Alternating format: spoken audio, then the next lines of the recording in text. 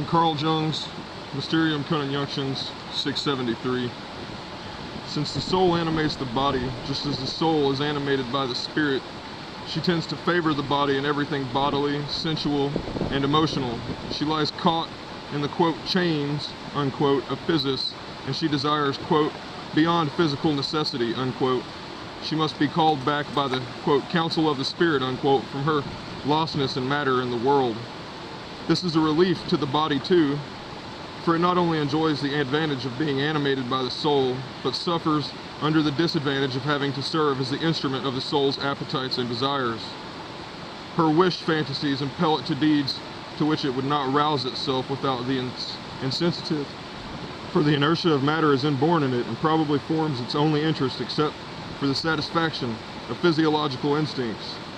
Hence, the separation means withdrawing the soul and her projections from the bodily sphere and from all environmental conditions relating to the body. In modern terms, it would be a turning away from sensuous reality, a withdrawal of the fantasy projections that give, quote, the 10,000 things, unquote, their attractive and deceptive glamour.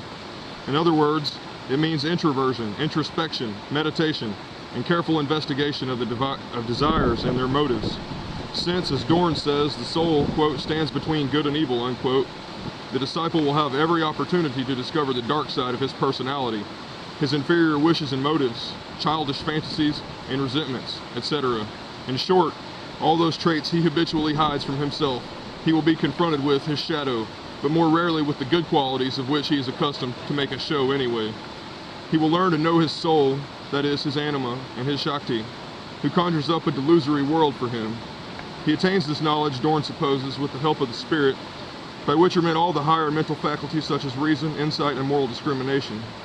But insofar as the spirit is also a window into eternity, and as the anima rationalis, immortal, it conveys to the soul a certain divine influx, and the knowledge of the higher things wherein consists precisely its supposed animation of the soul.